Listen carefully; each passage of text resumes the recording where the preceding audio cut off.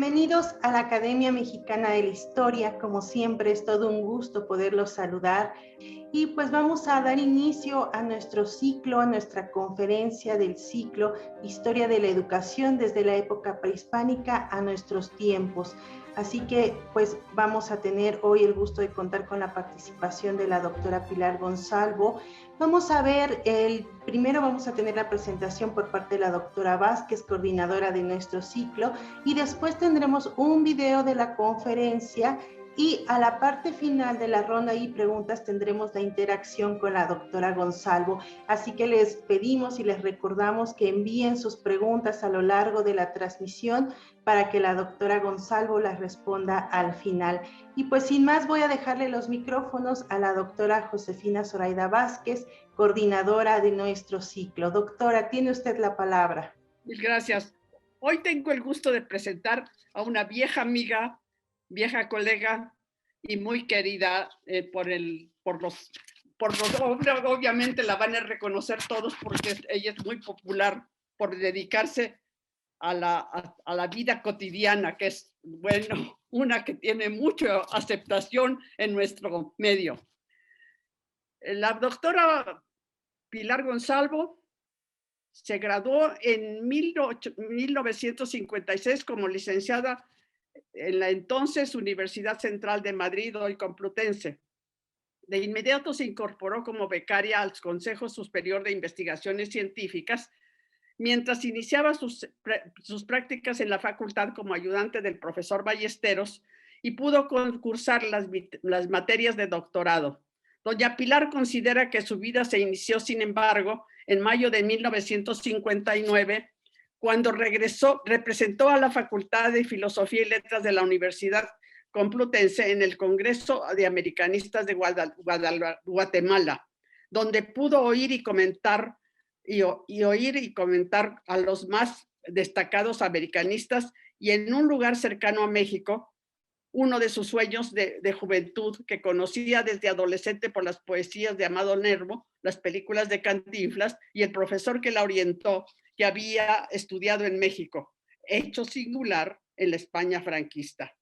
A mediados de junio de 1961, en plena temporada de lluvias, llegó a la Ciudad de México y logró una beca de Lina para trabajar con don Guilberto Jiménez Moreno en un libro que preparaba. Y según dice, la acogida de toda mi familia, yo creo que me falta algo. Y según dice, a la acogida de toda mi familia, se convenció que tenía que regresar. En su destino, pues, entre los que había conocido en México, estuvo Florentino Escalante, con quien se casaría y formaría una familia con 4 hijos, a los que considera todos geniales. La maternidad truncó sus aspiraciones académicas durante 17 años, algo que de ninguna manera deplora, pues ha recompensado con creces su dedicación. Entonces pudo ingresar a estudiar la maestría en la UNAM, graduándose con la tesis sobre la educación de las mujeres en la época colonial, y siguió con el doctorado, con el que se graduó en una tesis sobre la labor de los jesuitas y su tarea promotora de una vida cristiana. Aún antes de hacer estos estudios en 1961 como investigadora del Colegio de México, por entonces que yo dirigía el Centro de Estudios Históricos, como había fundado un seminario de historia de la educación, la invité en 1961 a incorporarse al seminario, lo que permitió que sus tesis fueran publicadas por el Colegio de México. Desde un principio, Pilar se inclinaba más al estudio de la vida cotidiana, por lo que a partir de 1990 se dedicó de lleno a esa rama donde ha conquistado relevancia. Ha escrito unos 30 libros. Ha escrito 13 libros y coordinado unos 30, publicando además numerosos artículos y capítulos. Desde luego, el tema la ha convertido en la reina de la revista Historias y Relatos. Los medios electrónicos le han dado la oportunidad de exponer sus ideas ante un público muy amplio.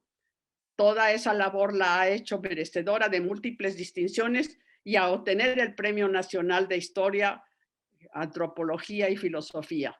Es indudable que toda una autoridad para discurrir sobre el tema fundamental de la educación virreinal. Tengo el gusto, pues, de cederle la palabra a Pilar.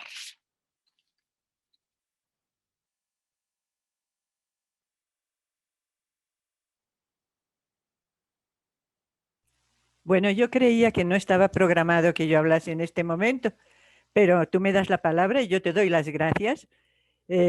Como agradecida estoy desde el día en que tuve la suerte de conocerte, cuando nos encontramos, cuando hicimos un recorrido por el Bajío, cuando disfrutamos de tantas cosas juntas.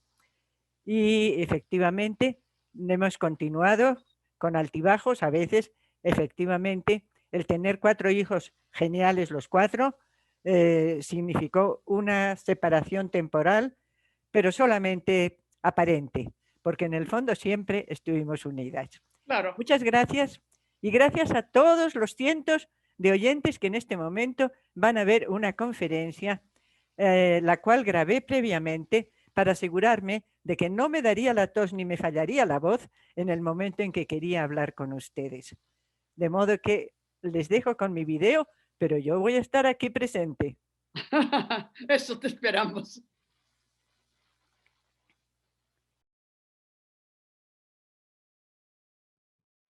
Muy buenas tardes a todos. Gracias por acompañarnos. Gracias, por supuesto, a los compañeros de la academia que me han invitado a participar en esta serie importante, interesante, con un tema que a todos nos atrae, a todos nos preocupa, que es el tema de la educación. Sin embargo, de todas esas numerosas conferencias que van a escuchar ustedes y que están escuchando, la mayoría, casi todas, se refieren al siglo XX. Así es, el tema es Historia de la Educación, siglo XX. Y sin embargo han tenido la cortesía de invitarnos al doctor Matos, a quien ya habrán escuchado ustedes, y a mí, que evidentemente no tenemos mucho que decir acerca del siglo XX. Pero es que la educación es continua, cambia y es la misma. Se repite y no nos damos cuenta. Es la misma educación que pretendían impartir hace 200, 300, 400 años, porque la intención es, ha sido y será formar a la juventud en lo que nosotros sabemos, en lo que nosotros creemos que es nuestra vida y nuestra cultura. Educación y cultura son inseparables. No puede haber una sin otra. Todo lo que realizamos, todo lo que creemos, sentimos, pensamos, deseamos y detestamos, forma parte de nuestra cultura. Y eso lo hemos aprendido en algún momento de nuestra vida, en las aulas de la escuela, o en las calles, o en la casa, o en los centros de diversión o de piedad. Todo eso es la educación y todo eso es la cultura. Porque todos los pueblos, todas las culturas que conocemos han tenido y tienen alguna forma de entrenamiento para la vida, de aprendizaje, de educación en definitiva. Dentro de la educación, una parte importante es la instrucción. A eso se dedican la mayor parte de las conferencias de esta serie.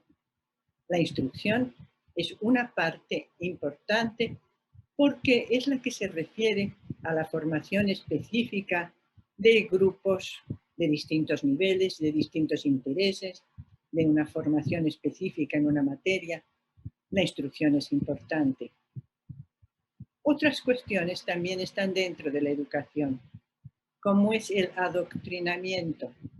A eso tengo que referirme, porque en eso se cifraba muchas veces la educación hace pocos cientos de años, quizá menos que unos cientos de años, porque no solamente hay adoctrinamiento religioso, también hay adoctrinamiento en ideologías, en tendencias, en partidos. Por esa razón, es importante que conozcamos la educación y que conozcamos la historia de la educación. para aprender algo de ella, o más bien, para aprender algo de nosotros mismos, que somos maestros y discípulos al mismo tiempo. Porque una peculiaridad de la educación es que no se limita ni a un espacio definido, la escuela, ni a una edad determinada, la infancia, la juventud. Estamos educándonos siempre. Estamos aprendiendo a comportarnos. Todos tenemos algo que aprender hasta el último minuto de nuestra vida, porque aprendemos a vivir y a estar saludables, y aprendemos a envejecer y a estar enfermos. Aprendemos a ser hijos y aprendemos a ser padres y a ser abuelos. Todo lo tenemos que aprender viviendo, que es la escuela de la vida. Y esa no cambia tanto, aunque cambien notablemente las costumbres, porque no hay duda de que todos, en cualquier época, y bien puedo referirme a esta época dura, difícil de la pandemia, en que todos hemos tenido que aprender a vivir, trabajar y relacionarnos de una forma diferente a la que teníamos hace un año, año y medio, 2 años, por la distancia, por el encierro, el aislamiento. Todos aprendemos y todos debemos de cuidarnos de esas doctrinas que tienen la pretensión de ser la educación, cuando en realidad son lo contrario de la educación. Hubo tiempo, mucho, en el cual ser educado significaba conocer la doctrina. Un niño se le decía, ven, demuestra lo bien educado que estás. Y el niño podía repetir, o la niña, por supuesto, el catecismo, el de Ripalda probablemente, con preguntas y respuestas desde el principio hasta el fin. Efectivamente, eso formaba parte de la educación porque se consideraba esencial aceptar, obedecer, asumir cuanto la doctrina cristiana pedía. Pero doctrina quiere decir algo inamovible, algo que se debe creer porque lo dice la doctrina. No porque te lo explican, lo justificas, lo entiendes, lo investigas. De eso se ocupa la educación, de la inquietud por el saber, de la inquietud por conocer.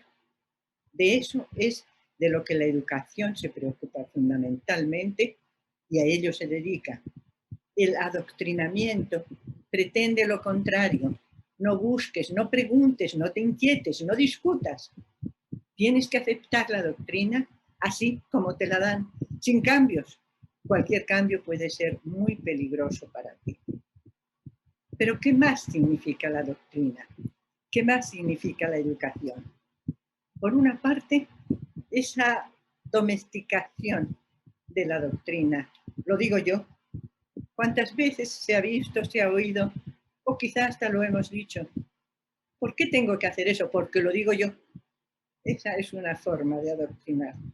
Él lo digo yo. Es que yo sé otras cosas, he aprendido otras cosas. No importa lo que yo sé, es lo que importa. Yo te digo lo que tú tienes, lo que te conviene en última instancia. Pero entonces dijimos que la cultura y la educación van juntas y ha habido pueblos que han sido particularmente guerreros, belicosos. Otros han sido más pacíficos. Ha habido culturas destinadas a la lucha y otras al trabajo. ¿Cómo distinguimos esto? ¿Cómo lo reconocemos? Reconociendo que la educación forma igualmente a hombres y a mujeres, a niños y adultos. La educación separada de hombres y mujeres, por una parte, era diferente porque se les enseñaba prácticas y conocimientos distintos, pero aunque no lo hubiera sido, aunque en buena parte del siglo XX los libros de texto fueran iguales para varones y para mujeres, el hecho de que estuvieran en salones separados, en edificios separados, en escuelas distintas, implicaba que no era la misma la educación para hombres y para mujeres. Pero además, durante siglos, milenios, la educación para la guerra, la formación para la guerra, era fundamental en muchas culturas y en muchos pueblos. Esa formación para la guerra no solamente influyó en ese machismo desaforado, en esa valoración de la fuerza, como si el ser el más poderoso a la hora de aventar una piedra o de mover un garrote fuera el mérito esencial que se podía reclamar, sino que también esa dedicación a la guerra, esa exaltación de lo belicoso como algo meritorio, se fundaba en la necesidad de defenderse en épocas en las cuales lo normal era habitualmente, quizá todos los días, desde luego todas las épocas, todos los años, estar peleando con el vecino, con el que vivía cerca, con el que vivía lejos, apoderándose, una vez que comienza la agricultura, apoderándose de un pedazo más de tierra para tener algo más que disfrutar. Y en ese momento, los especialistas en la guerra adquieren un estatus superior. Y el círculo consiste en que como ellos han adquirido un estatus superior, ya son nobles, ya están por encima de los demás, van a seguir recibiendo ellos, sus hijos y sus descendientes esa educación para la guerra. Y así se forma una casta noble, un grupo que tiene por sí mismo el derecho a estar por encima de los demás, que tiene los privilegios de ser el primero en cualquier situación, porque ellos o sus abuelos o sus remotos antepasados fueron los que defendieron la tribu, el grupo, la horda, la patria, y como ellos fueron nuestros defensores, ellos deben todo honor. Ellos tienen honor. ¿Tenemos honor los demás? Vendrán tiempos en que lucharán nuestros antepasados por adquirir nuestro honor, que no necesariamente es el honor de la guerra. ¿Qué más nos dicen en relación con esto? El sistema de educación mediante premios y castigos es fundamental en la formación de la sociedad, porque está implicando desde el momento en que el niño olvidó la pregunta que le hizo el maestro o del que otro la tenía muy bien aprendida en ese momento, va a significar que va a señalarse una diferencia, una distancia entre los listos y los torpes, el de la primera fila y el de la última fila. Y si les dan un premio, en el momento en que a alguien le reconocen y le dan un premio, están demostrando que hay otros que no merecían ese premio. Eso está exaltando en todo momento la desigualdad. Así es como ha funcionado. Me atrevería a decir que también en buena medida lo que sigue funcionando en muchos centros o en muchas instituciones que aspiran a ser muy modernas en la educación, pero que en el fondo se están refiriendo a costumbres del pasado. Por último, para aclarar de qué estamos hablando, en toda educación debe de haber, asumimos que existe, alguien, individuo o grupo, que es el maestro, el que enseña, y otros los que aprenden. La idea fundamental es que para que un maestro pueda hacerse entender, pueda comprender a sus discípulos, tiene que esforzarse él en comprenderlos a ellos antes de que ellos le comprendan a él. El educador ha de ser educado. El maestro siempre tiene que estar aprendiendo. Vamos a ver cómo funcionó eso, precisamente en la educación en el México colonial, que es de lo que vamos a hablar, por supuesto, el día de hoy.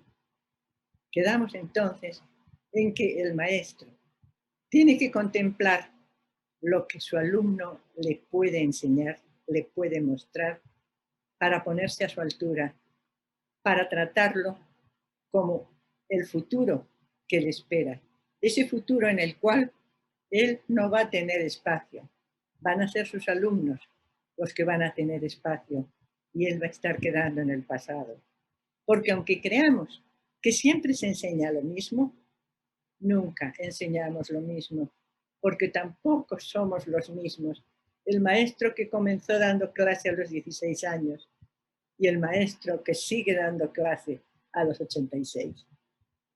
Por esa razón, es importante que conozcamos lo que sucedió en la época de la conquista. Y aquí estamos en un momento particularmente duro, amargo, triste, pero al mismo tiempo de una creatividad y de una riqueza extraordinaria en el momento en que al terminarse la sangre, la guerra, la violencia, la dureza, empezó a pensarse en la reconstrucción.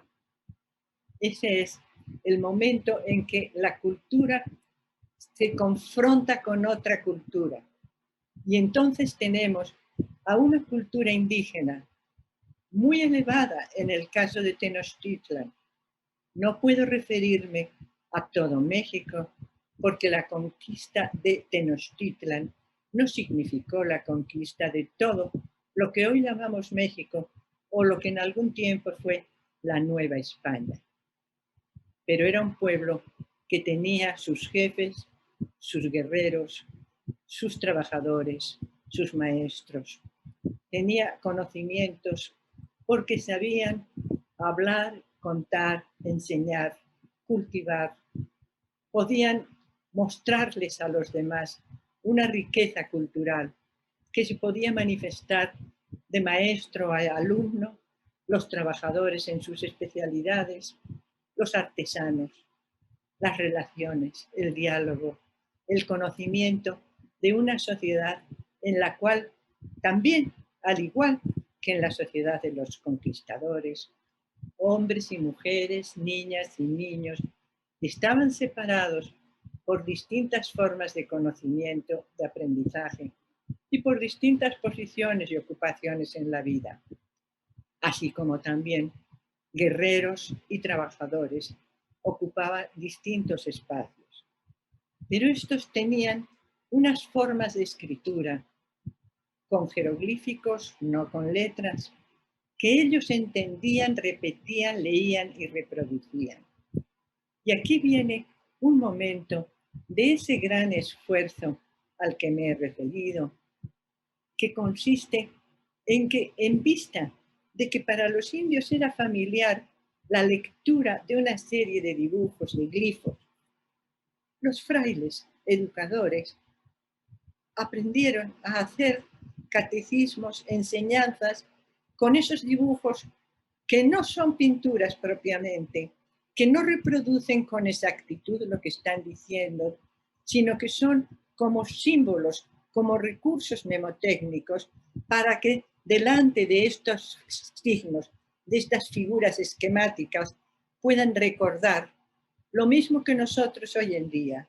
No solamente utilizamos la voz, utilizamos las letras, sino también las teclas con las cuales estamos queriendo decir algo. También los signos, cada vez más populares, cada vez más utilizados, los emojis, emoticones, que simplifican y manifiestan unas emociones con algunos matices. Pero ¿hasta qué punto eso fue parecido o diferente en el siglo XVI? Quiero destacar unos personajes que dedicaron su vida o dedicaron una parte de su vida a promover esta unión de las culturas. Estoy hablando de unión de las culturas, no aplastamiento, que también hubo, desde luego hubo, pero esos intentos fracasaron porque las culturas no desaparecen por voluntad de un dictador, de un jefe, sino que poco a poco se van fundiendo, se van perdiendo o se van ocultando y quedando ahí en el trasfondo, en el inconsciente muchas veces. Como digo, estos personajes merecen un lugar destacado. Fray Pedro de Gante, con la Escuela de San José de los Naturales, con su esfuerzo, que no fue único, pero en el que él destacó personalmente por enseñar. Diríamos educar y diríamos bien, porque no solamente se trataba de enseñar la doctrina. Fray Pedro de Gante intentaba mostrar un modo de vida que para él indudablemente era el mejor en esta vida y era el único que garantizaba la bienaventuranza en la otra vida.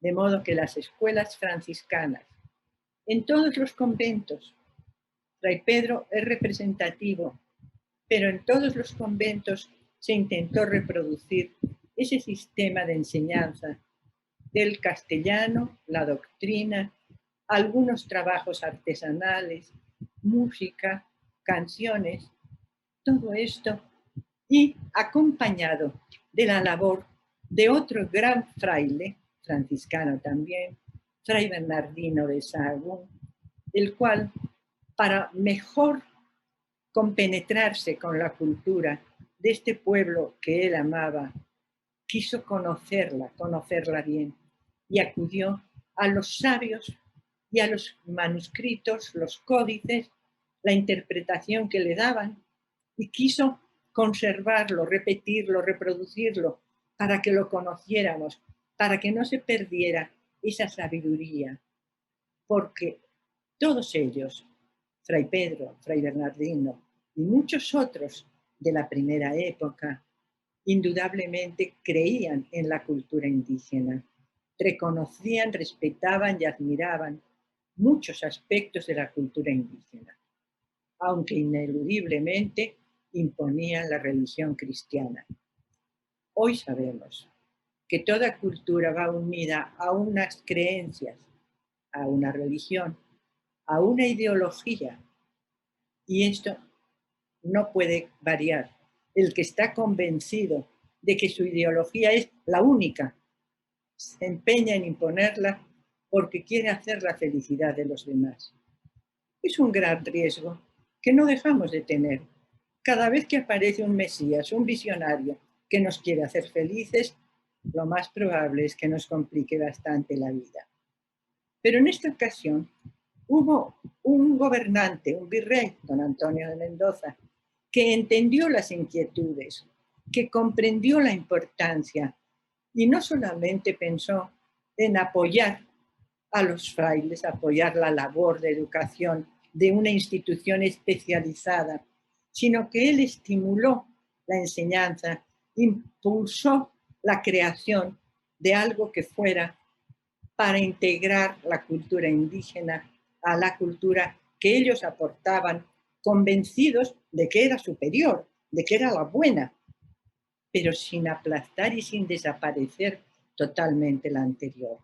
Así que don Antonio de Mendoza fue un virrey comprensivo y gracias a figuras como estas se pudo realizar una labor de integración que en los primeros años fue exitosísima, hasta tal punto exitosa que duró por cientos de años y que todavía podría encontrarse en muchos restos de creencias, costumbres, rituales, prácticas en cualquier lugar de nuestra república.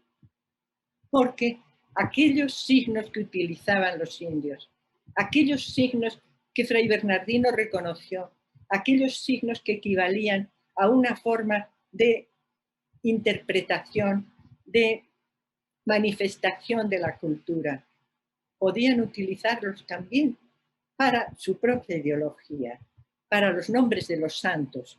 Y cuando digo los nombres de los santos, tengo presente, por ejemplo, que para utilizar los signos antiguos recurrían a estos pequeños dibujos que están viendo, como un pequeño tabique, un pedazo de enladrillado, Xantémitl. Y tomando ese pedacito del Xantémitl, se quedaban con Xan. Así pueden ser San Pedro, San Juan, San Agustín, Xan. ¿Y las santas qué hacemos? Muy sencillo. A las santas añadimos al Xan una piedra, Tetl, Xante. Shante Catalina, Shante Isabel, Shante María. Luego utilizaron otros signos no fonéticos, mezclaron signos fonéticos con signos de un significado especial, como este que era la Natividad de la Virgen, como Santo Domingo, que lo tenemos por aquí, y estas enseñanzas en las que impartían la misma doctrina, la doctrina cristiana, pero las enseñanzas eran diferentes según hacia qué público se dirigieran. Las palabras podían ser más sencillas, el tono podía ser más amigable según fuera para niños, niñas, hombres o mujeres, así como lo diseñaron en el atrio de los conventos, en cada uno de cuyos rincones, de cuyas esquinas se impartirían las lecciones para distintos grupos de fieles.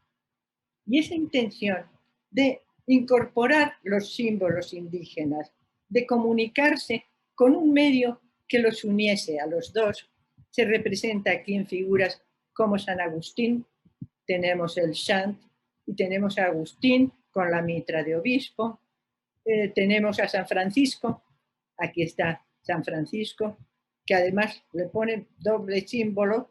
San Francisco al fin y al cabo era el preferido, era el que tenía la hegemonía en este terreno. La bandera, Pantli, los frijolitos, el cómic, San Francisco, pero no necesariamente tenían que usar solo los glifos de este modo, sino que también podían y utilizaron las imágenes tal como los símbolos cristianos se utilizaban, se conocían en cualquier lugar de España, en cualquier parroquia y cualquier pueblo.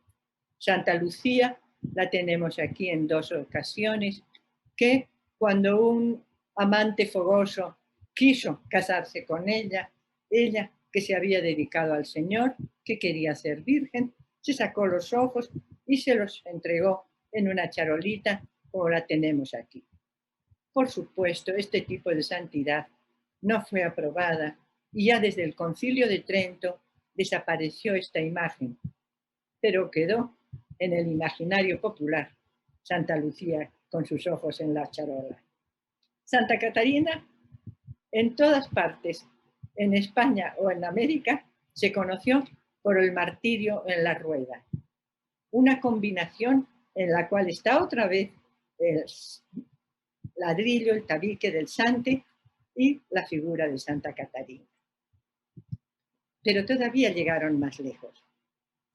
Llegaron incluso a intentar fundir esta idea de las letras, los sonidos, la fonética, distanciando una letra de otra, de la misma forma que se utilizaba para la abertura de un compás, una escalera, con su forma en el diseño, o la palabra náhuatl, que significa agua, o la che de chimali, o et de frijol, o el tla de tlantli, de dientes.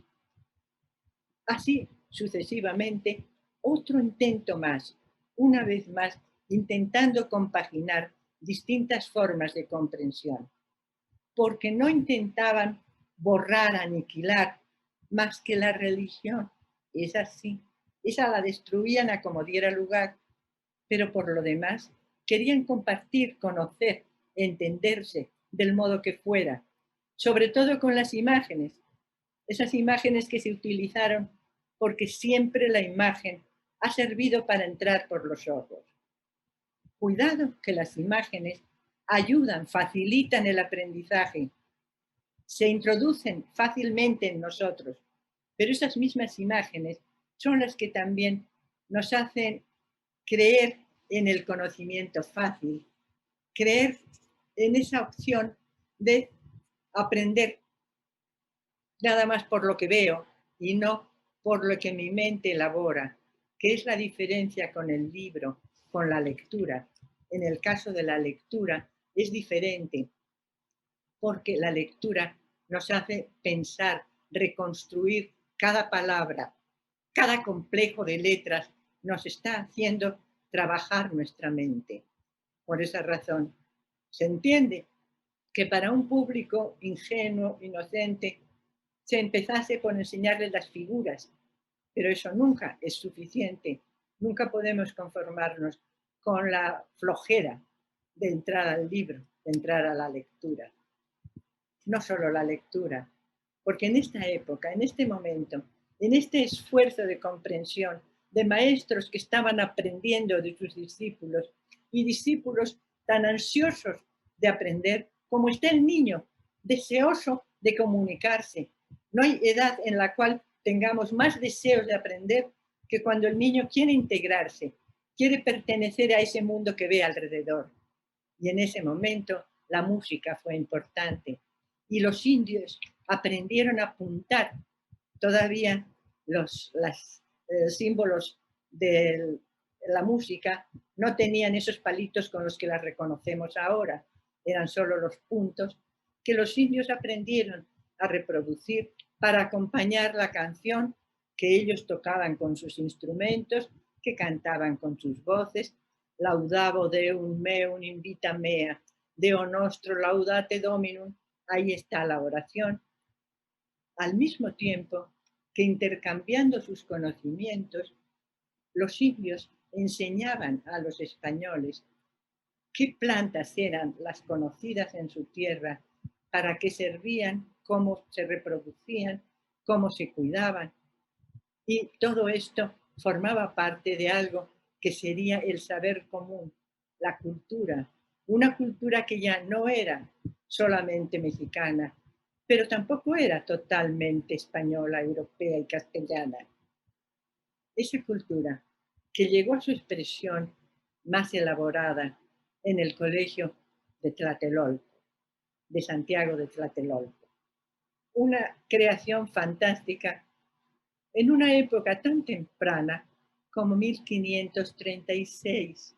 En ese momento fue cuando se decidió la creación, la apertura y el inicio de los cursos no elementales, superiores, porque eran para los jóvenes que ya sabían latín, que ya habían estudiado en los conventos y que como conocían el latín y podían leer y oír y hablar en lengua latina, podían estudiar retórica, podían estudiar filosofía. Para eso era el colegio de Santiago de Tlatelolco.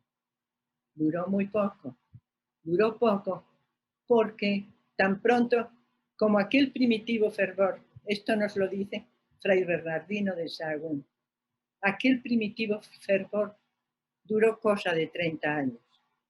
Ese entusiasmo creativo, ese entusiasmo que permitió que por todo el panorama de las tierras que se iban ocupando se asimilase la doctrina, las costumbres, las prácticas en la agricultura, en los animales domésticos.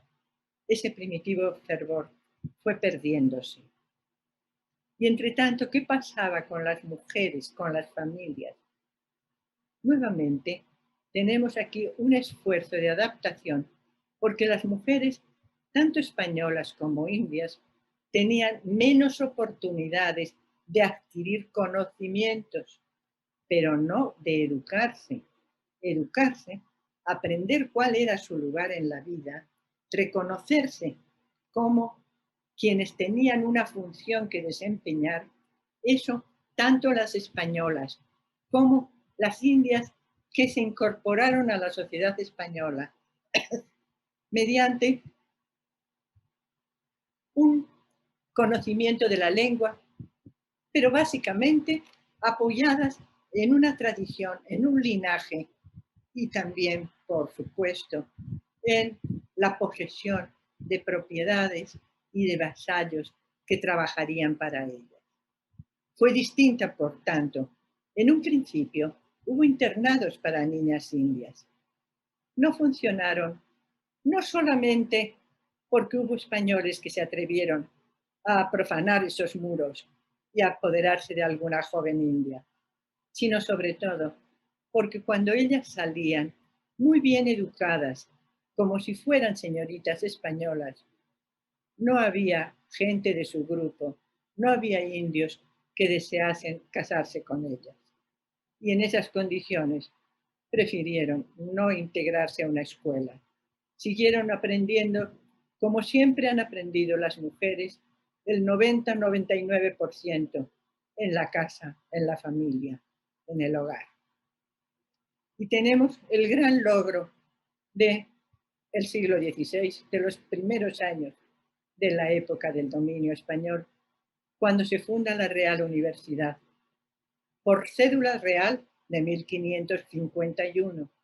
En la práctica, con cátedras funcionando, con cursos en 1553. Esta universidad, entre cuyos primeros maestros estuvo Fray Alonso de la Veracruz. Fray Alonso de la Veracruz, fraile agustino, de una gran sabiduría y una gran capacidad humana para entender los problemas, porque en ese momento se entendió que una universidad era necesaria para interpretar los muchos problemas que surgían en una sociedad nueva. Como dirían precisamente los agustinos, en una sociedad nueva todo hay que hacerlo de nuevo. Y para eso era la universidad. La universidad no se creó con la idea de perpetuar lo antiguo, pero en eso quedó finalmente, porque estas inquietudes de los primeros años se agotaron pronto. En esas inquietudes se incluyó el trabajo, los cursos, publicaciones de Fray Alonso de la Veracruz, que en una ocasión en un curso discutió sobre los justos títulos de España en Indias y en otra ocasión, lo que aquí tenemos, se refirió a las formas de matrimonio. El speculum conjugiorum, es decir, el espejo de los matrimonios. ¿Qué tanto valían los matrimonios? ¿Eran de derecho natural? ¿Eran válidos los matrimonios de los indígenas? Ellos habían tenido sus formas de matrimonio, como casi todos los pueblos. No olvidemos que, según el antropólogo Levi-Strauss, el matrimonio reconocido como una forma de contrato dentro de una sociedad es uno de los pilares de la cultura. Pues estos fueron los temas que se discutieron en la universidad en los primeros años, hasta que cambiaron los tiempos, hasta que con las normas del Concilio de Trento se decidió que en todas las universidades se enseñaría lo mismo, en todas las doctrinas de Santo Tomás de Aquino, fundamentalmente. Esto sería lo que cambiaría el sentido de aquella universidad que se hizo para entender los problemas, a otra universidad cerrada a toda comprensión para imponer los criterios de quienes habían sido los teólogos de la Edad Media que impusieron la doctrina. ¿Qué quedaba por enseñar entonces a los indios? ¿Dónde estaba la educación de los indios? Para cultivar sus tierras, para aprovechar mejor el terreno, para reconocer las plantas que fructificarían en un lugar o en otro, eso lo sabían ellos mucho mejor que los recién llegados. En ese terreno fueron los conquistadores los que aprendieron de los conquistados. Pero hubo un aspecto en el cual fue necesario, por ambas partes, una negociación, porque los indios asumieron muy pronto, sorprendentemente pronto, el cultivo de plantas que antes habían sido desconocidas, el uso de instrumentos, de herramientas de hierro que habían sido ignoradas por ellos, el cuidado de animales domésticos. Pero ellos sabían cómo cultivar y finalmente pudieron asimilarlo a los nuevos productos y sabían cómo comerciar en sus tianguis. Esto sí debió de ser bastante desconcertante, pero finalmente superado, no abrumador, cuando aquellos tianguis improvisados se sustituyeron por los grandes mercados en las ciudades. El simple hecho de los edificios, de las torres, de las iglesias, en lugar de sus construcciones, tuvo que resultar sumamente impactante, impresionante en los primeros tiempos. Y los transportes. Un transporte que todavía siguió conviviendo con el transporte, con el mecapal, con el transporte personal, que siguió utilizándose en los mercados durante más de 200, 300 años. Siempre había alguien que, cargando sobre su frente el mecapal, podía llevar a cuestas cualquier mercancía que le solicitasen. Lo quiero comparar con la sensación que tiene el provinciano, el campesino, que llega a una urbe moderna. Y me atrevería a decir que también la impresión que nos causa a cualquiera de nosotros llegar a una ciudad en la cual se construyeron durante varios años esta serie de bloques interminables en las que uno se siente incapaz de saber dónde está, cuál es el edificio que busca, hacia dónde queda el oriente y occidente. O simplemente, cuando hoy nos invita un amigo a visitarlo en el piso 27 de la torre y nos abruma la sensación de inmensidad, de dominio de esta serie que todavía no acabamos de entender. Pero ¿dónde más se aprendía? El aprendizaje básicamente era el aprendizaje de nuevas artesanías en los talleres, el curtidor, el zapatero, o en el hogar, la cocina que tenía que fundir elementos antiguos con elementos modernos y, por supuesto, las mujeres con este pequeño aprendizaje que tenía una maestra un poco más sabia, un poco mayor que las otras y que les enseñaba en un pasado como en un pasado mucho más reciente o con juegos que era la forma más segura de lograr el aprendizaje. Las maestras de amiga, las maestras que estaban en esas escuelas, las escuelas a las cuales podían asistir las niñas hasta los 10 o 12 años, edad en que ya estaban peligrosamente amenazadas porque ya era edad casadera. Las niñas podían asistir desde los 3 años hasta los 12 y las amigas recibían ocasionalmente a niños pequeños, siempre con el temor, el prejuicio de que no debían de convivir niños de distintas edades porque ya era peligroso. Solamente los más chiquitos podrían. Y, con suerte, había algunos niños que recibían lecciones de su padre. En este caso tenemos a un niño al que su papá español o con aspecto de tal está enseñando a escribir y a leer. No fue universal, pero tampoco fue tan extraordinario como a veces creemos el aprendizaje de la lectura. Por ejemplo, los esclavos con mucha frecuencia aprendían también a leer.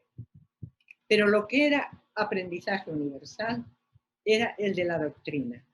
Y la doctrina aprobada, porque ya no servía cualquier doctrina. En los primeros años sí, pero después de Trento ya no, solo la doctrina aprobada. Y en este caso a la Nueva España, la que llegó fue la de Ripalda, la del jesuita Jerónimo de Ripalda.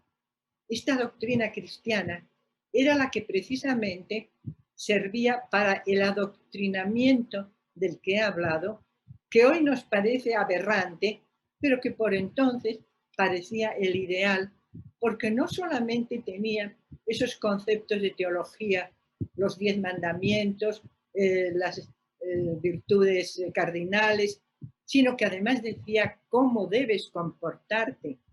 Pongo aquí el ejemplo de unas páginas del Catecismo Ripalda original, que luego cambió con los años. ¿Quiénes son tenidos por padres, además de los naturales? Los mayores en edad, saber y gobierno. No olviden que hay un cuarto mandamiento: honrarás a tu padre y a tu madre. Pero además de los padres naturales, los mayores en edad, saber y gobierno. Y las mujeres con sus maridos. Nuevamente tenemos aquí un desnivel.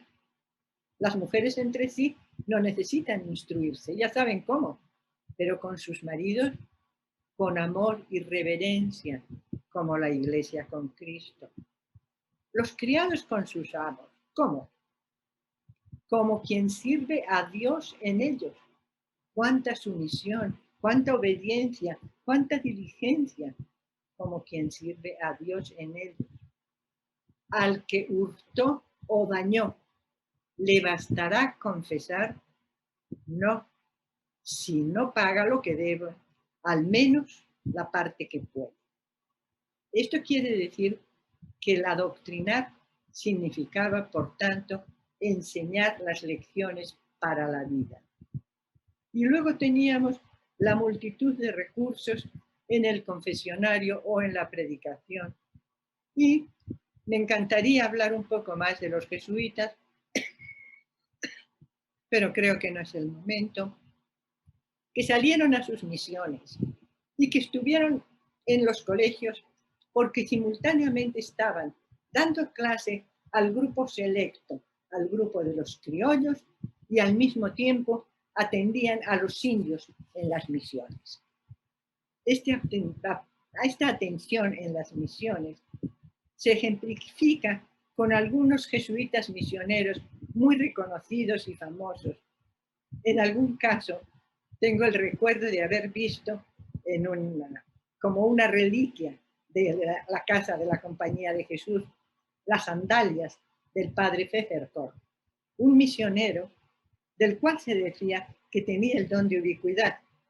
Esto nunca se dijo seriamente como si fuera un santo, sino que en realidad los mismos jesuitas lo atribuyen a una capacidad atlética del padre Pfefferkorn, que cuando recorría los caminos para ir de un pueblo a otro, administrando los sacramentos o instruyéndolos en la doctrina, llevaba algún ayudante que se cansaba y se quedaba a descansar en el camino, mientras el padre Pfefferkorn corría, llegaba al otro pueblo, y el ayudante indio estaba convencido de que el padre había estado en 2 lugares al mismo tiempo, porque en realidad era incansable.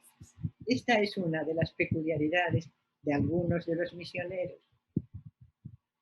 Pero también los jesuitas tuvieron grandes casas, no estuvieron exentos de la ostentación. Esa manera de distinguirse, destacarse, de superar, ese empeño, ese esfuerzo por ser diferente al que me he referido entre los peligros de ciertas formas de educación. Sus colegios tenían que ser los mejores, sus alumnos los más nobles, su concurrencia la más numerosa, ese esfuerzo que estaba generando o estimulando lo que ya se anunciaba como una forma de la modernidad. Y entre las formas de difusión tenemos el método en los estudios, porque no se trataba de que cada jesuita, cada maestro enseñase lo que buenamente creía que era necesario enseñar, sino que además había un orden, un reglamento, la ratio ad constitutio studiorum, el orden y el sistema en los estudios. ¿Qué es lo que se debía enseñar y cómo? ¿Cuáles eran las vacaciones que tenían obligatoriamente que dar? El recreo, en el cual era obligatorio que los jóvenes jugasen, se entretuvieran en algo que no fuera la lectura, el sosiego, la reflexión. Cuentan la anécdota de un joven santo jesuita que estaba jugando a la pelota cuando alguien le dijo: ¿tú qué harías si te dijeran que te vas a morir dentro de un momento? Y el joven contestó: seguiría jugando a la pelota hasta que se acabe la hora del recreo. Es decir, el juego también formaba parte del reglamento. En fin, la ratio fue el modelo. Decía, ¿quién podía castigar? No el maestro en un momento de enojo podía darle una bofetada al niño. Eso no estaba permitido. Había un especialista en castigar.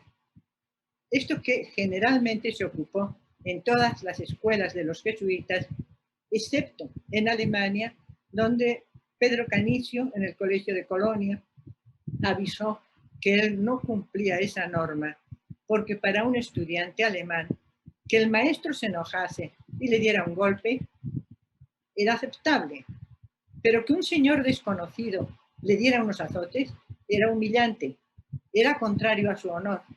Ya estamos teniendo un cambio en el concepto del honor. Y no me resisto a la tentación de mencionar lo que era la doctrina desde el púlpito, en este caso, la obra del padre Martínez de la Parra, tan importante, tan popular, tan reconocido, que siguió reimprimiéndose hasta hace pocos años. La edición que yo he usado es del siglo XX, Luz de verdades católicas y explicación de la doctrina cristiana. Ahí él dirá, por ejemplo, cómo una mujer no debe conformarse con su marido sea un tacaño que no le da lo que ella necesita. Pero no discutas, no pelees. ¿Acaso no sabes dónde guarda su dinero? Con discreción, toma lo que necesites y no le digas nada para evitar el escándalo. Esto lo recomendaba desde el púlpito Martínez de la Parra. O bien, no discutas, a tu marido nunca le puedes llevar la contraria. Cuando él empiece a gritar y a regañar, toma un sorbito de esta agua y manténla en la boca hasta que él termine de gritar. Verás cómo se apacigua. Evidentemente, ni era agua bendita, ni era agua milagrosa. Se trataba solo de decir, aguanta, cállate y aguanta, porque eso es lo que te corresponde. ¿Dónde más se recibía educación? En la casa, en el taller. Ahí se aprendía. Y no solo se aprendía cómo elaboro un platillo o cómo puedo tejer una manta. Se aprendía escuchando al compañero, oyendo las historias que muchas veces eran historias fabulosas o historias de milagros o historias escandalosas también. Con mucha frecuencia, los patronos procuraban instruir a sus esclavos. Podría ser un maestro, más bien un patrón, que está enseñando o encargando a un maestro que instruya a su esclavo para que pueda ayudarle a llevar las cuentas, a atender en un comercio, a transportar las mercancías. Por esa razón, hay bastantes casos de esclavos que dicen que saben leer y escribir. Incluso hay algunos que saben latín. Los hay que escriben también, que son autores de alguna obra. Hay un caso de una reclamación, un esclavo en la Ciudad de México, siglo XVIII, el cual dice que su amo no le acepta que le pague una cantidad, 350 pesos, por su libertad, porque su amo alega que él vale más que eso, porque sabe leer y escribir. Como si no hubiera tantos en esta ciudad que saben lo mismo que yo. Quizá no fueran tantos, pero desde luego lo sabían. Y no dejo de referirme al teatro. Aquí una cazuela de un teatro, que siempre el teatro ha sido escuela de costumbres y el teatro era la forma de celebración, generalmente con autos sacramentales, pero también con comedias que divertían a la población de todos los grupos sociales. Los juegos más o menos inocentes, pecaminosos, violentos, pacíficos, siempre los juegos han sido una expresión de la cultura. ¿Qué pasaba en el campo? Si hablo del teatro, si hablo de los juegos, estoy pensando en la ciudad, estoy pensando en el maestro de escuela y en los ingenios azucareros y en los campos. ¿Qué se enseñaba? Era poco lo que aprendían, mucho lo que sufrían. Hay una gran diferencia entre el esclavo en la ciudad, este esclavo que sabe escribir, y el esclavo en el campo, que no tiene otra opción. El de la ciudad que puede ganar dinero y pagar su propia libertad, y el del campo que no tiene cómo ganar dinero para pagar su propia libertad.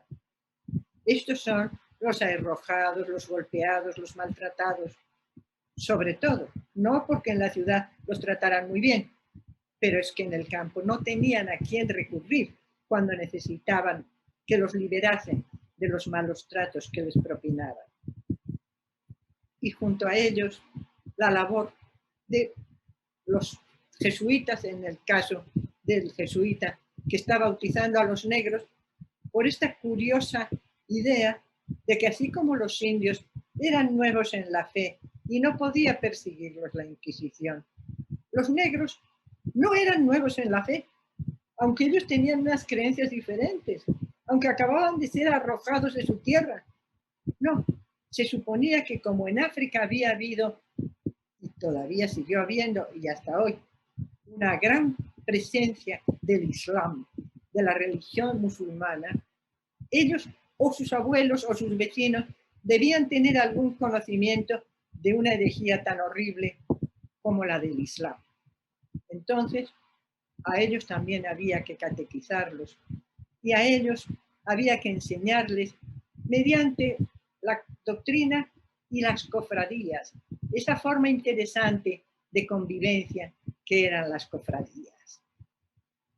Mediante las cofradías, los negros, los mulatos, los esclavos libres, mulatos o esclavos indistintamente, se relacionaban entre sí y estimulaban el festejo en algunas ocasiones, las oportunidades de liberación en otras.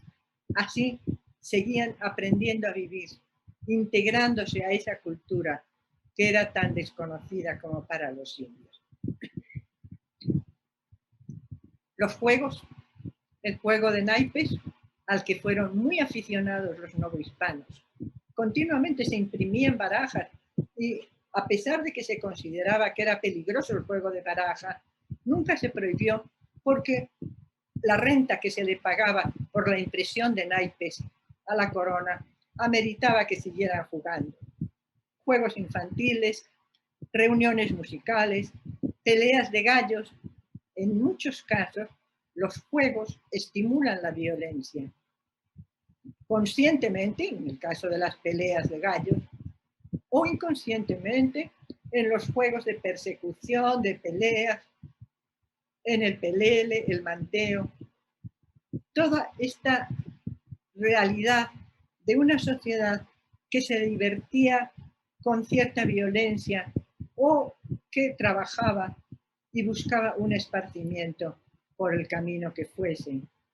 Y los juegos tradicionales, el patoli de los indios mexicanos y el parchís y los dados, al que eran muy aficionados, particularmente los esclavos, los arrieros, aquellos que viajaban, se movían de un lado a otro y llevaban su bolsita de dados para que en cualquier momento de descanso se reuniera un grupo y jugase. El juego, el riesgo del juego, el peligro del juego, la adicción al juego, formaban parte de la cultura. Finalmente, en las cocinas, no solo se aprendía cómo sazonar un guiso o cómo preparar una bebida, se escuchaban los chismes, los rumores, se conocía la forma de vivir en la sociedad. Y eso, en definitiva, era la forma en la que salían y podían enfrentarse a la sociedad, porque educarse es integrarse a la cultura. Y en estos momentos en que tenemos que integrarnos a una sociedad que está cambiando continuamente, no hace daño que recordemos cómo fue aquel mundo en el cual entre injusticias y actos de buena voluntad, en esfuerzos cotidianos, se consiguió crear una sociedad de la cual podemos estar muy orgullosos, al margen de las batallas, sin hablar de esa historia empeñada en ahondar en rencores, en recordar odios, en refregarnos humillaciones. Nuestra historia es una historia de creatividad, de adaptación y de expectativa de construcción de un mundo mejor, que es lo que en este momento les deseo a todos ustedes. Con todo mi afecto, me despido en esta ocasión. Hasta otra vez.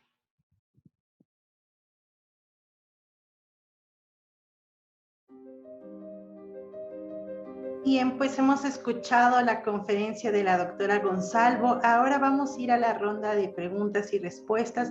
Doctora, ya se encuentran ahí en el chat directo para usted, para que usted pueda ir leyendo algunas de las preguntas que nos ha hecho nuestro público, y pues seguramente nos daremos tiempo para contestar todas las que nos lleguen, nos están llegando todavía, pero vamos a intentar pues abarcar lo más que se pueda.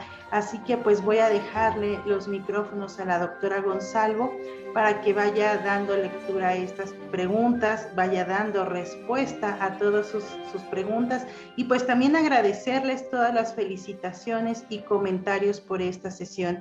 Así que doctora, le dejo los micrófonos. ¿Qué elementos de la educación virreinal seguimos reproduciendo en la actualidad? Esta sería una primera pregunta, aunque hay varias de la misma persona. El modo autoritario, la intención de adoctrinar, los premios y castigos fueron propios de la educación virreinal y tengo entendido que se conservan en muchas escuelas actualmente.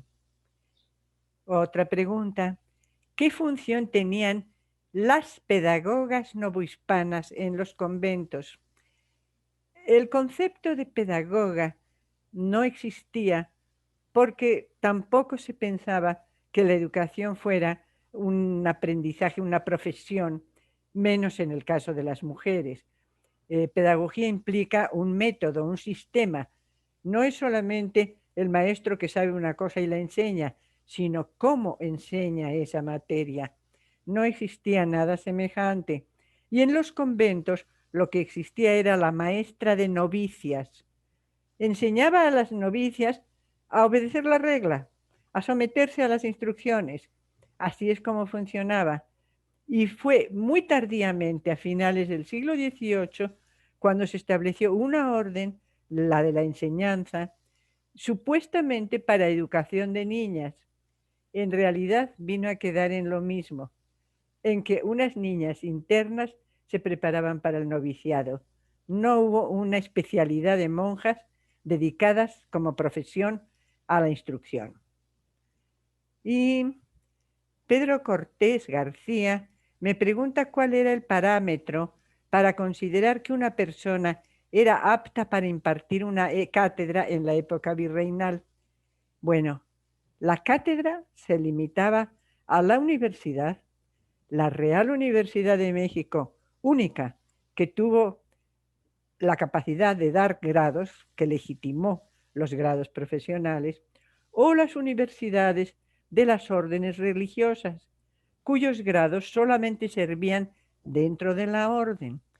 Para esas cátedras había que hacer unas difíciles oposiciones, primero terminar el grado de bachiller, maestro y doctor, y luego presentarse cuando se convocaba a la cátedra de una forma muy semejante a la actual.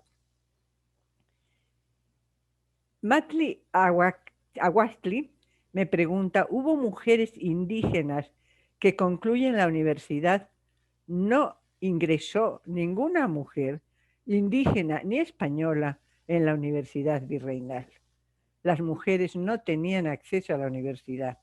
Sor Juana nos cuenta, en la epístola a Sor Filotea, que ella pensó disfrazarse de hombre para poder entrar a la universidad. Esa era la idea. Las mujeres no tenían nada que hacer en la universidad. Por lo tanto, pues mucho menos hubo quien se graduase.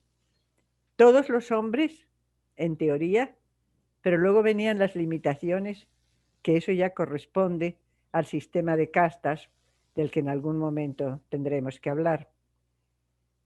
Aquí alguien que no me da su nombre, sí, al final lo dice, hace muchos años fui su alumna en la universidad. Desde entonces me ha preocupado la educación sexual a través de la historia. Del periodo que usted estudia, ¿qué nos puede decir sobre la educación sexual para varones, para señoritas y en su caso para homosexuales? Un saludo desde Aguascalientes. La profesora Lucy Gutiérrez Alba. Pues mira, me preguntas por algo inexistente, una verdadera utopía, cuando te refieres en educación para homosexuales, los homosexuales eran una aberración, era una encarnación del demonio, había que quemarlos. Ese es un caso extremo. A las mujeres se les enseñaba muchísimo. Generalmente sabían más de lo que sabemos hoy porque lo aprendían en la casa, lo aprendían con las sirvientas, con las amigas, con las parientas, hasta el punto de que no es raro el caso de algunas mujeres que por circunstancias se ven en la Inquisición o en un proceso civil porque tuvieron un hijo escondidas y les ayudaron, sus amigas de 12, de 13 años, las hermanitas pequeñas, le ayudaron a traer al niño. Ese era todo el tipo de educación que podían recibir. Y los muchachos, por supuesto, todo es pecado, todo está prohibido, no tienes que hacer nada de eso. Y en los internados había que dormir con la luz prendida y las manos encima del rebozo para que vieran qué es lo que estaban haciendo. Si le quieren llamar a eso educación sexual, pues te quedarías con eso. Aquí me preguntan cómo se conformó la idea del bachillerato en el virreinato. ¿Cuál fue la importancia del bachiller? Era un grado, era el grado previo al ingreso a las especialidades, pero podría ser bachiller y maestro, bachiller y doctor, porque ya había tenido los estudios, pero no tenía la práctica, no tenía el prestigio de quien ya había ejercido, había dado cursos, había dado clases especiales. Esos eran los que podían presentarse a cátedra. Pero bachiller, desde el momento en que aprobaba las materias, era bachiller. Luego podía ser bachiller y maestro. Ceferino Mendoza pregunta cuáles serían los mecanismos de convertir los conventos actuales en universidades holísticas comunales, desde la visión de los pueblos indígenas. Bueno, no sé si te estás refiriendo a los pueblos indígenas sobrevivientes hoy. Creo que hoy todos tenemos una base cultural compartida, aunque orgullosamente conserven algo de su cultura, pero marginados como indígenas, los que pueden llegan a la universidad, pero no porque son indígenas de una cultura indígena, sino porque son mexicanos. Pero si estás pensando en los conventos y dices los conventos actuales en universidades, bueno, ignoro lo que dirían los indios, lo ignoro completamente. Es una opción, pero una opción que tiene en su raíz algo de fracaso, porque un convento necesariamente tiene una ideología, tiene una doctrina, tiene que enseñar eso, esta es la verdad. Y justamente es lo contrario de lo que hacemos en la universidad. En la universidad tenemos que partir de que no sabemos y tenemos que aprender y tenemos que preguntar. Entonces, una universidad conventual, pues nunca me parece muy convincente, pero a lo mejor es posible. Aquí Lalo Chavarría Hernández me pregunta, doctora Gonzalo, además de los conventos y el hogar, ¿había otros centros educativos para la mujer en el virreinato? Y si había ciertos conocimientos que se hicieran prioritarios para ellas según su clase social. Me dice que le gusta escucharme, gracias a ti. Efectivamente, las escuelas de amiga era una señora que tenía buenas costumbres y sabía la doctrina y estaba necesitada de dinero y pedía una licencia para abrir escuela. Esa era la escuela de amiga. A finales del siglo XVIII, cuando ya era relativamente común la enseñanza de la lectura, pasaron varias veces los representantes del ayuntamiento para investigar cómo funcionaban las escuelas de amiga y encontraron que había algunas escuelas en las cuales se enseñaba a leer y algunas en las que se enseñaba también a escribir, porque eran dos cosas separadas, dos niveles distintos. Primero se enseñaba la lectura, luego se enseñaba la escritura. Entonces, este era el nivel. Y si la señora tenía buenas costumbres, podía tener su licencia para tener una escuela de amiga. donde las niñas aprendían a estar quietecitas y calladas, a rezar el Padre Nuestro y a aprenderse la doctrina cristiana y a coser y a tejer. Eso era todo lo que se les pedía. Incluso ya a principios del siglo XIX, cuando el ayuntamiento abre una amiga pública, la primera, Margarita Arrieta, presenta una solicitud diciendo que tanto ella como su madre han pasado años enseñando a las niñas no solo lo que se enseña en cualquier escuela, sino que ellas les enseñaban a leer y escribir. Quiere decirse que eran unos méritos especiales que podían tener o no tener. Salvo eso, en los recogimientos se reunían y si alguien quería llevarse un libro, hay algo muy curioso. Se supone que en los conventos solo se leían obras religiosas. Efectivamente, así estaba previsto. Y sin embargo, lo que yo he encontrado en el archivo, evidentemente, buscando documentos conventuales, es que también las monjas recibían prestados y se intercambiaban libros con las visitas. Ya te devolví el libro que me prestaste, ahora te voy a entregar otro libro para que tú me prestes. Entonces, la verdad es que no sabemos mucho de lo que leían en los conventos. Ceferino Mendoza me pregunta, ¿cuáles serían los mecanismos de convertir los conventos? No, perdona, ese ya le había contestado. Parece que está repetida la pregunta. ¿Qué más? Parece que Elena Dolores Navarro Pérez me pregunta si había educación para las parteras. ¿Eran reconocidas para atender a las embarazadas o había otra figura de acompañante? No, parteras las había. A veces se veían con sospecha porque podían ser mujeres pobres a las cuales de por sí, por ser mujeres, por ser pobres, por ser solteras, viudas, viejas, se las veía con cierta prevención y ellas tenían práctica y como práctica actuaban como parteras. Muy tarde los médicos empezaron a participar.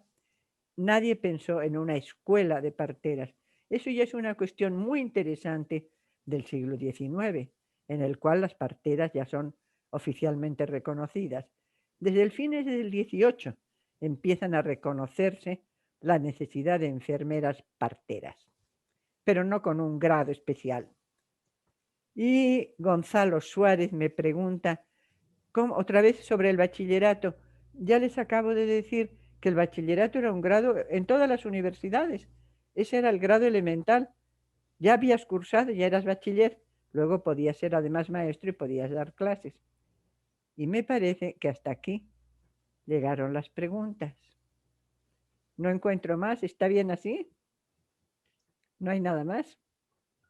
Tenemos una más por aquí, doctora, que justo le acabo de enviar. ¿Perdón? Aún tenemos una más de Óscar Castillo. A ver, aquí está, Luis Óscar Castillo Ponce. Me gustaría preguntarle si en esta situación de pandemia que vivimos, la educación que ofrecemos se podría comparar con la doctrina desde el púlpito o ha sido adaptado al modelo educativo. Bueno, este sistema que tenemos no es de educación, sino de instrucción propiamente. La limitación fundamental es que no podemos convivir, socializar, intercambiar. Eso es una pérdida terrible. No tanto para los adultos, para los jóvenes universitarios, pero para los niños es una pérdida en un momento fundamental de su formación en la sociedad. Eso no lo puede suplir la pantalla.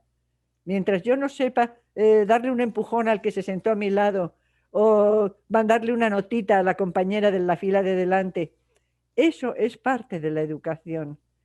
Y incluso las preguntas, el que no se atreva a mandar la pregunta por escrito o a hacerme la pregunta, es diferente que en el momento en que el maestro, si ustedes son maestros lo entienden muy bien, cuando está dando la clase sabe quién atendió y quién no atendió, quién escuchó y quién está avergonzado.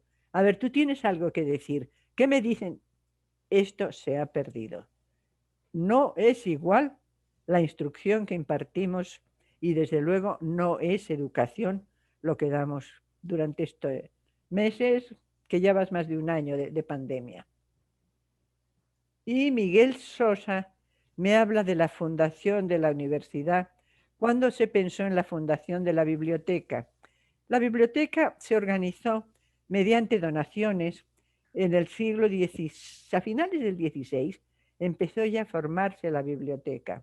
No tengo en este momento las fechas, pero sé que está publicado sobre la fundación de la biblioteca de la universidad, que efectivamente fue una biblioteca muy importante, pero destinada sobre todo a los libros clásicos propios de las enseñanzas en la época. Mientras tanto, Amina Zapata me pregunta si se hubiera disfrazado de hombre Sor Juana Inés de la Cruz, ¿qué habría recibido? ¿Qué castigo habría recibido? Pues no me imagino, pero podría haber sido muy grave, porque vestirse de hombre era un delito. El único caso conocido que está relativamente bien documentado, hay todo un expediente judicial, es de Catalina de Arauso, la monja alférez, esta que vivió durante años y que al final tuvieron que reconocer que era hermafrodita, que tenía una categoría especial. Es muy curioso el retroceso que se produjo en el Renacimiento, básicamente, porque en la Edad Media la legislación tenía considerado lo que llamaban el hermafrodita, que desde luego no serían tantos como para tener todo un apartado en la ley, pero que en las leyes de Toro, las leyes castellanas, está considerado que el hermafrodita deberá de elegir en el momento de heredar, en el momento de asumir un título, en el momento de contraer matrimonio, deberá elegir una de sus dos opciones, según de cuál haya usado con más frecuencia.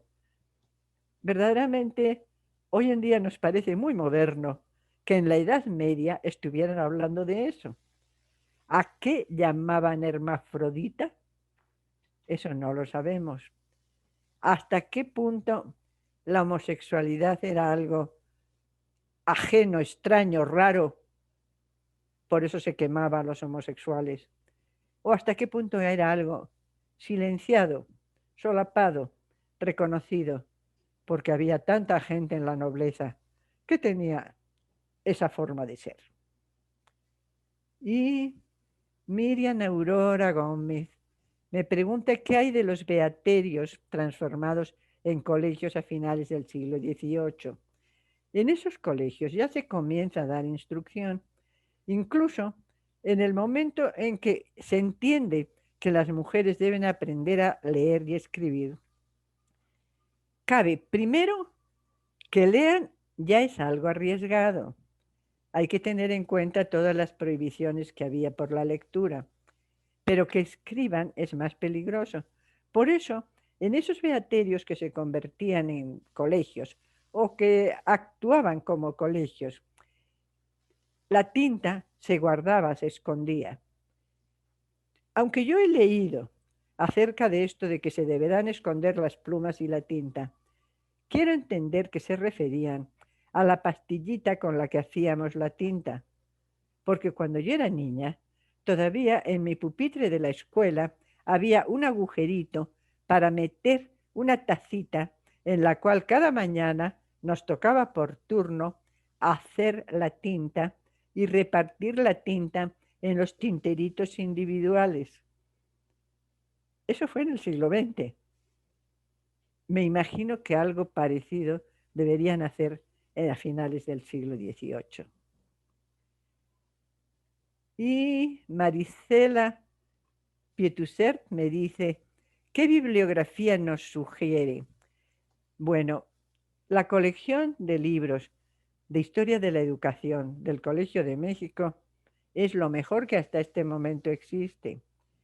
Aparte de esa colección dirigida por la doctora Vázquez y del seminario, los dos libros a los que se ha referido la doctora, el mío sobre las mujeres, se publicó en el colegio, pero fuera de la colección, y el de los jesuitas se publicó en la Universidad Iberoamericana, de la compañía. Eso es lo que yo conozco. Naturalmente, el Arroyo ha sido tradicionalmente el libro de historia de la educación y la bibliografía en cualquiera de esos libros les sirve perfectamente.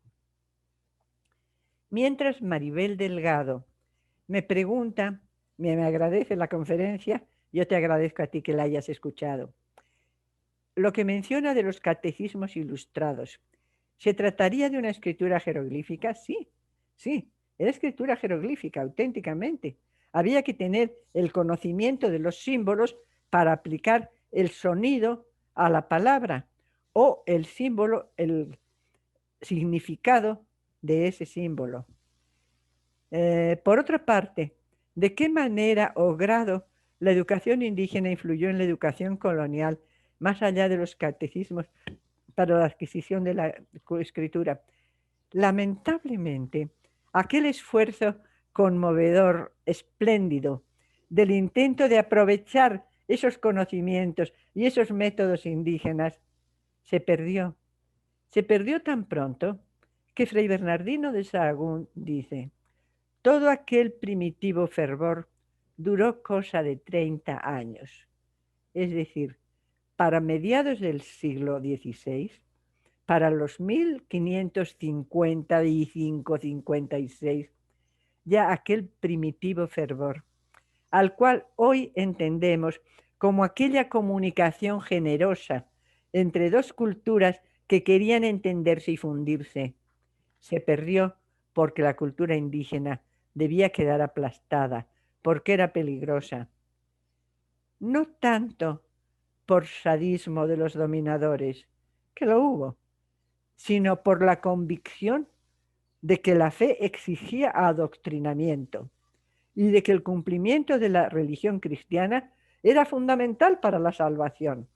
Por lo tanto, le hacían un favor a quien sufría un ratito, porque lo torturaban en este mundo, si con eso le iban a dar la felicidad en el paraíso por una eternidad. En eso quedó el intento de comprensión y de colaboración. Fracasó eso que había sido lo más fructífero que se había conseguido en esos momentos. Y me dicen, ¿qué tanto se reconoce en la historiografía española sobre alguna influencia del Islam en la misión educativa que emprendieron los castellanos? Bueno, el Islam era el gran hereje, la bestia feroz, el gran enemigo del cristianismo. Durante 800 años, los castellanos habían peleado con los musulmanes para quitarles la tierra, para quitarles las riquezas, pero con la razón, el motivo o el pretexto de que ellos adoraban a otros dioses. Lo mismo que los musulmanes hacían la guerra santa y la siguen haciendo porque los infieles no merecen vivir.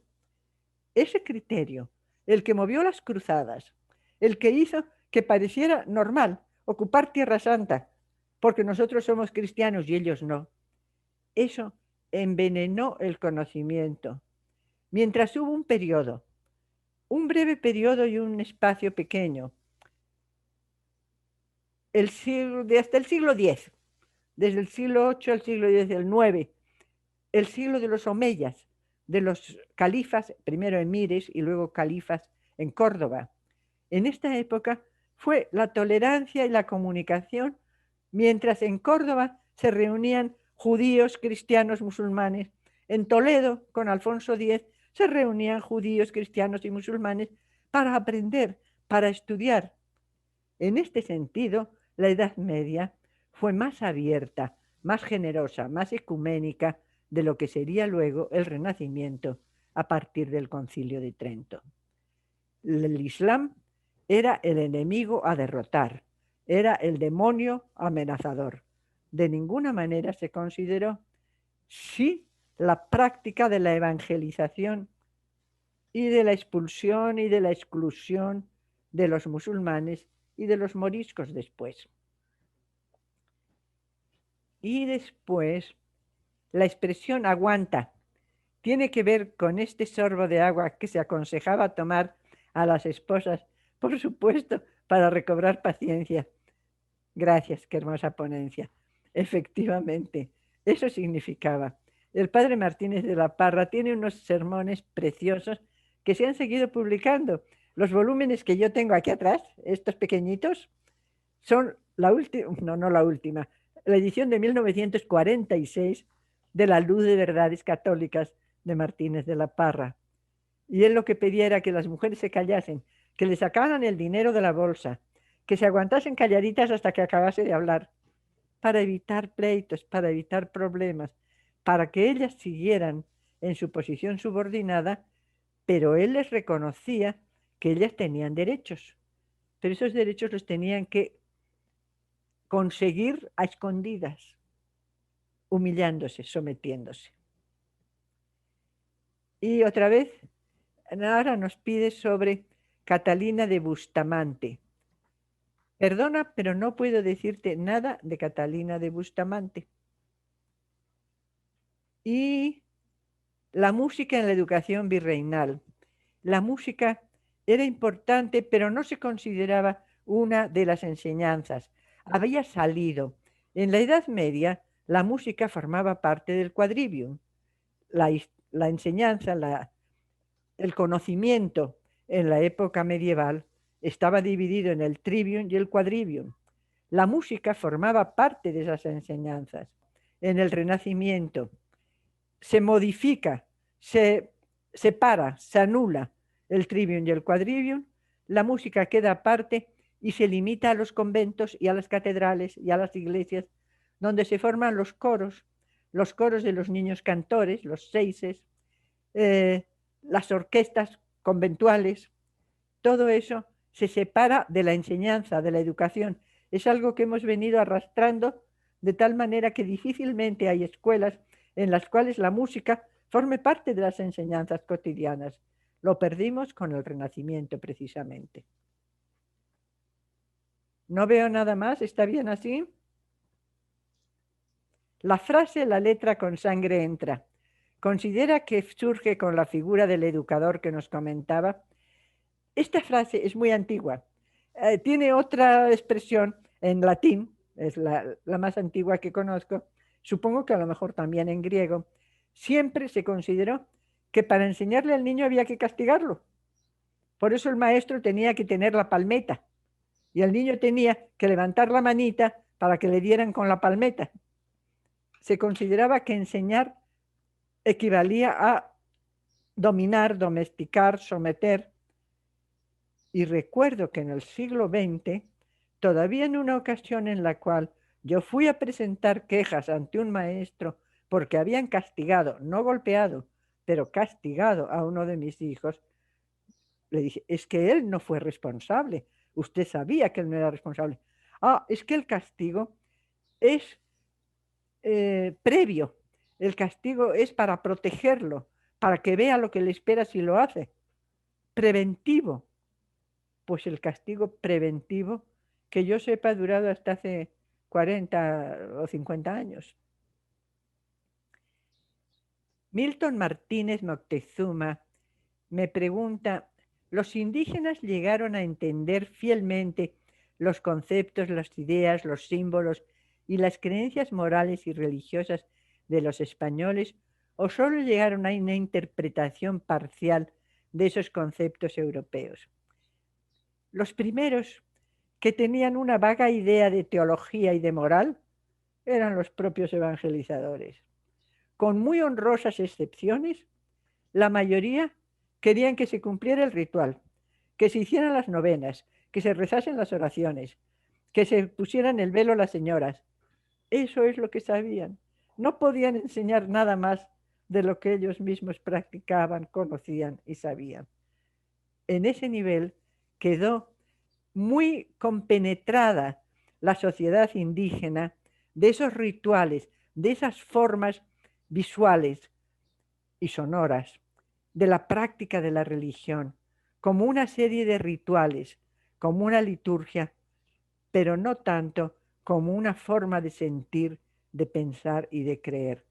Esa fue una gran pérdida que se mantuvo a lo largo de los siglos, de tal manera que alguien se quedaría sorprendido si le dijéramos, tú no conoces la religión. ¿Cómo no? Yo voy a misa, yo me confieso, yo cumplo.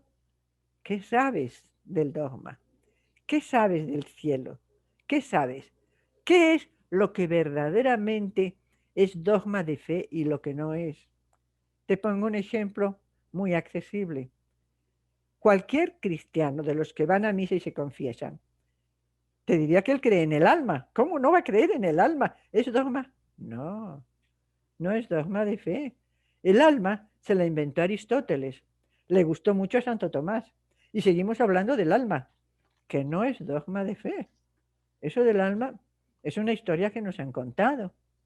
Así de separados están el nivel de las prácticas piadosas y el nivel del conocimiento real, de la moral y de la teología. Y Pedro Hernández Lozada me pregunta, un tanto atrevida y fuera de la temática, no hay problema. ¿Usted estaría fuera de la normalidad en aquellos tiempos por su sabiduría extraordinaria? Muchas felicidades.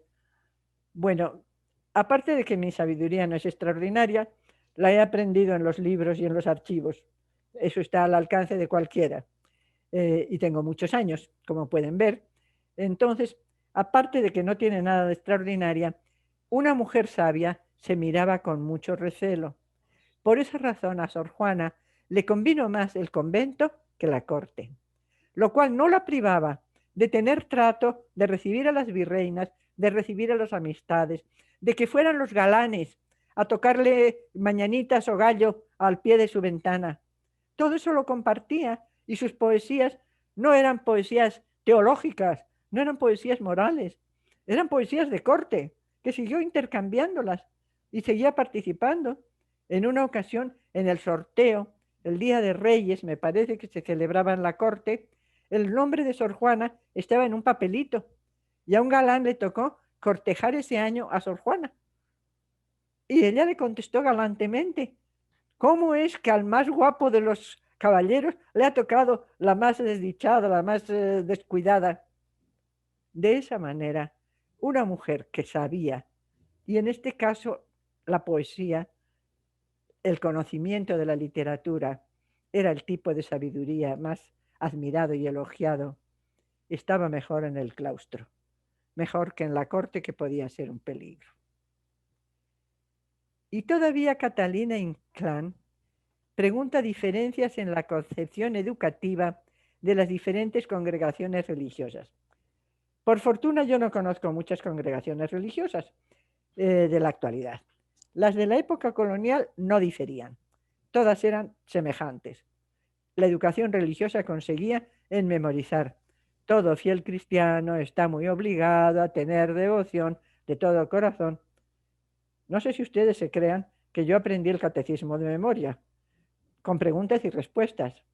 Decid, niño, ¿cómo os llamáis? Digo aquí su nombre, Pedro Juan Francisco. ¿Sois cristiano? Sí, por la gracia de Dios, etcétera. Les hago la gracia de no explicarles el catecismo completo. Esa era la educación. Eso es a lo que yo me refiero con el daño que ha hecho el adoctrinamiento, cerrando nuestras mentes, tapando nuestros ojos, impidiendo nuestras lecturas, bloqueando nuestra capacidad de expresión. Ese es el daño. Por eso orgullosamente hablamos de educación. Cuidado. ¿Cuál es la educación de la cual podemos estar orgullosos? Esa es una pregunta vigente para cualquier época. Las mujeres esclavas tenían oportunidad de adquirir algún tipo de educación que no fuera por parte de sus patrones. Las mujeres esclavas recibían muchas cosas de sus patrones, pero no educación de parte de nadie.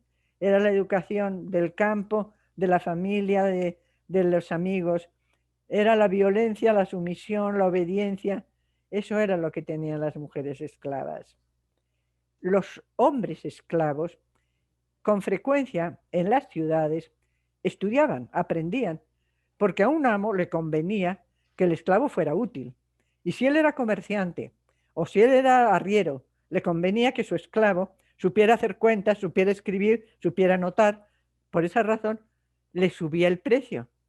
Creo que les he comentado el esclavo que se queja de que su amo le ha puesto un precio muy alto y él quiere comprar su libertad, pero como sabe mucho, el amo dice que él ha gastado en la educación de su esclavo y por lo tanto quiere percibir más. Este era el problema que tenían los esclavos muy cultos. Cuando eran ignorantes, podían trabajar, por ley podían trabajar. Trabajaban, de hecho, casi todos lo hacían. Incluso los amos alquilaban al esclavo, lo alquilaban para que trabajase en un obraje o en el mercado o en cualquier trabajo y compartían las ganancias con él. Eso es por ley. El patrón se quedaba con el 80%, pero eran muchos, muchísimos los esclavos que con el pedacito que les quedaba y lo que ellos ganaban por cualquier otro camino, compraban su libertad. Las mujeres casi siempre empezaban por comprar la libertad de sus hijas, luego la de los hijos y luego la de ellas mismas. Es muy frecuente que las mujeres terminasen por estar en paz con la patrona con la que vivían y a la cual mantenían. En notarías, donde yo he trabajado muchos años, es frecuente encontrar señoras que al hacer su testamento se refieren a la esclava que las ha mantenido y que por tanto le dan la libertad o le dejan una cantidad, porque las esclavas se le regalaban a la hija soltera, a la señora viuda, a la madre abandonada, le regalaban un esclavo o una esclava para que trabajase y con el dinero que el esclavo ganaba, la señora vivía y el esclavo ahorraba para comprar su libertad. ¿Y cómo era la educación para personas con discapacidad durante el periodo colonial? No se tomaba en cuenta en absoluto. El discapacitado era una persona inferior. Hasta tal punto se ha heredado eso que tan pronto como alguien te identifica como discapacitado, ya no eres nadie. Ya se va a dedicar a hablar con otra persona, porque tú eres un discapacitado, eres un objeto. Si alguien de ustedes ha padecido eso, podrá ver que así es efectivamente con quienes tienen alguna discapacidad. No en todos los casos, pero lamentablemente en muchos. Y por supuesto, en la época colonial, la discapacidad podía ser un castigo divino o podía ser un mérito para que con ese sufrimiento ganases la vida eterna. Pero de eso a que tuvieras una educación especial, sí hubo quienes empezaron la enseñanza de hablar para los mudos por falta de oído o por problemas de fonación. Sí hubo iniciativas, pero nunca establecidas como un sistema educativo. Eso no. Hubo la intención, el experimento, la voluntad, particularmente para la palabra y la audición. No sé de otras discapacidades. Aquí hemos terminado con Belén Ibarra. Doctora, pues vamos a cerrar nuestra sesión esta tarde. Muchas gracias por estar con nosotros en esta sesión. Pues que podríamos seguir llenándonos de más preguntas porque justo nuestro público pues tiene demasiadas preguntas, pero también les pedimos un poco de comprensión, ya que no es lo mismo estas conferencias en vivo que ya en las sesiones en Zoom, que resultan ser cansadas, también un poco agotadoras. Y pues nos vamos a ir dejándole la palabra a la doctora Vázquez para que cierre nuestra sesión. Yo creo que fue una espléndida conferencia, muy bien llevada, muy interesante, y te agradecemos mucho este esfuerzo por colaborar con esta serie que ha despertado tanto interés. Mil gracias, Pilar. Gracias a ti por haber tenido la paciencia de escucharme una vez más, tú que me has oído tantas veces decir estas cosas. Ver, esa es parte de lo que nos ha traído la vida, de compartir algunas cosas de interés. Mil gracias, no? Pilar. Gracias a todos, a ti en primer lugar y a todos, por supuesto. Bueno, la Academia de la Historia te lo agradece muchísimo. Bien, pues hemos llegado ahora hacia la parte final de esta sesión, de nuestra sesión, de nuestro ciclo. Y recuerden que los esperamos en 15 días para nuestra conferencia, nuestra próxima conferencia, que justo tendremos aquí al doctor Javier García Diego para hablarnos sobre Vasconcelos. Así es que pues les pedimos estén muy atentos a nuestro calendario, a nuestras próximas conferencias. Aquí los esperamos. Pues como siempre es un gusto transmitir y seguir llevando pues todo este gran conocimiento hasta ustedes. Así que los esperamos el próximo 4 de mayo con el doctor Javier García Diego sobre Vasconcelos. Que tengan muy buena tarde. Hasta pronto.